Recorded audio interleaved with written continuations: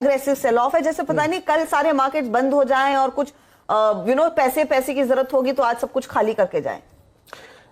तस्वीर ऐसी है, फियर है, बहुत ही जबरदस्त फियर है, और वो फियर है इन्फ्लेशन का। तो वो जो डर बना है, उसके बाद अगला कदम फेड का क्या होगा, सरकारों का क्या होगा, किसी को अंदाजा नहीं है। इस डर की वजह से ये डर शुरू हुआ है शुक्रवार की शाम को, जब यूएस ने पहली बार अपना महंगाई का आंकड़ा रखा और सबको उसने चौंका दिया, क्योंकि उम्मीद ये थी कि शायद या तो फ्लैट हो जाए, कुछ हल्की सी दर भी दिखे, लेकिन बहुत ज़्यादा बढ़ के आया है।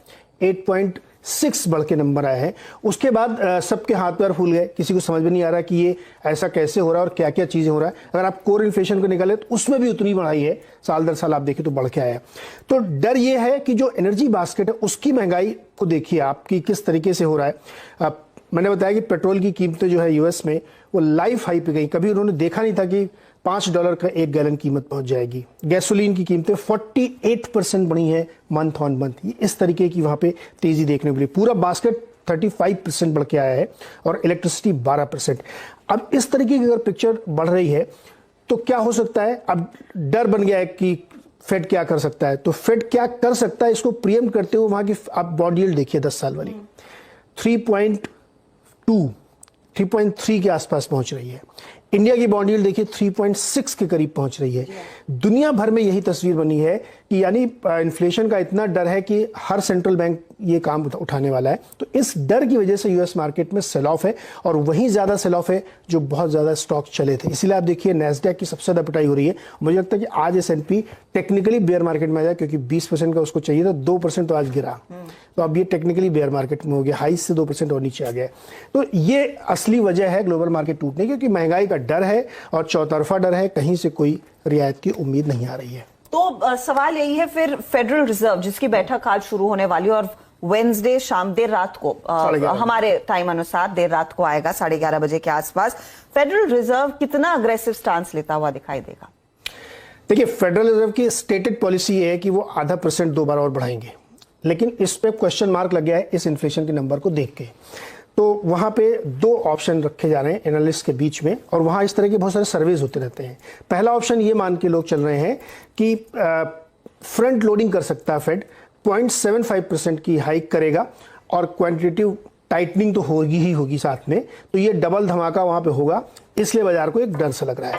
दूसरा एक कैंप है जो ये कहता है कि नहीं, 50% अभी बढ़ाएंगे और 50% फिर जो है जब 24-25 जुलाई के आसपास फेड की अगली बैठक है उसमें फिर बढ़ाएंगे। तो 2 बैक टू बैक बढ़ाएंगे और एक क्वांटिटेटिव टाइटनिंग साथ में चलेगी। तो फेड हो सकता है ये असर देखना चाहे कि इस असर का, इस बढ़ोतरी का क्या असर हुआ। इन दोनों कैंप के बीच में अब टाई जैसी स्थिति है। 40% लोग मानते हैं कि फ्रंट लोडिंग करेगा, 60% लोग मानते हैं कि नहीं 50-50 रहेगा 2 बार में। लेकिन ये नैरो होता जा रहा है, अब बिल्कुल डिवाइडेड है। दोनों तरह साइड के जो व्यू बहुत ही स्ट्रांग है कि फेड अगर फ्रंट लोडिंग नहीं करेगा तो इस महंगाई को रोकना बड़ा मुश्किल है। जैसे ना कि एक गर्म तवा है खूब, उसमें आप 1 बूंद पानी डालिए तो वेपोरेट हो जाएगा, फिर दूसरा डालिए तो वो भी, अगर उसमें आप 1 जग पानी डाल दें तो तवा ठंडा होगा। तो उनका तर्क यही कि अगर आप फ्रंट लोडिंग नहीं करेंगे तो ये रुकेगी नहीं महंगाई, क्योंकि एनर्जी बास्केट में कहीं कोई साइन दिख रहा है क्या? गैस की कीमतें नीचे ना आ रही, ना आने की संभावना है।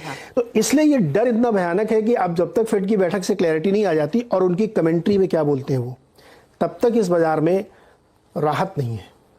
और भारत में भी आज शाम को इन्फ्लेशन नंबर, मैं यही पूछने वाली थी कि भारत का इन्फ्लेशन और अमेरिका का इन्फ्लेशन, वहां पर क्या स्थिति हमसे भी खराब है? जो आप क्योंकि आज हम क्या एक्सपेक्ट करें, 7.01% के आसपास आएगा। पिछले महीने अप्रैल का आया था एकदम 8 सालों के हाई पर, जो किसी को याद भी नहीं कि उस तरह का इन्फ्लेशन हम कभी देखते थे। तो अगर क्या भारत में भी उसी तरह का झटका आ सकता है? देखिए, हमारे एक रिलीफ है कि हमारे जो फूड ग्रेन के प्राइसेस हैं वो कुछ करेक्ट हुए, उतने शार्प हाई नहीं है। यूएस में फूड ग्रेन की प्राइसेस बहुत हाई है, हमारे यहाँ एनर्जी बास्केट बहुत हाई है, मैन्युफैक्चरिंग बहुत हाई है। तो आप देखिए जो WPI वो 15% है और हमारा, तो वो कितना स्लिप होकर यहाँ पर आएगा, इस पे सवाल है। तो भारत की स्थिति इन्फ्लेशन के मामले में उतनी बुरी नहीं है जितनी यूरोप और यूएस में है। तो मैं, हालांकि फिर भी मैं ये नहीं कह सकता कि यहाँ का नंबर कम होके आएगा, क्योंकि पेट्रोल डीजल की महंगाई का इफेक्ट सभी इंडस्ट्रीज में पड़ता है। तो कितना महंगा होगा, अब टमाटर 100 रुपए किलो बिक रहा है पिछले 1 महीने से, तो असर दिखेगा ना उसका। और जो 5 मई की पॉलिसी की थी उन्होंने, बीच में आके कर दिया था, उसको हुए वो 1.5 महीने हो चुके हैं, तो उसका असर न्यूट्रलाइज हो चुका होगा। उन्होंने सरप्राइज नहीं लिया ना, अब मुझे लग रहा है अगले महीने यही स्थिति फिर आपकी ईसीबी की भी होगी, क्योंकि उनके पास मौका रहते उन्होंने एक्शन नहीं लिया। बिहाइंड द कर्व है वो। हाँ। बहुत बुरी तरह से बहुत पकड़ेंगे बुरी वो। तरह से। उनको कर देना चाहिए था। तो इसीलिए सब लोग कह रहे हैं कि इस गिरावट में शायद भारत की स्थिति थोड़ी सी बेहतर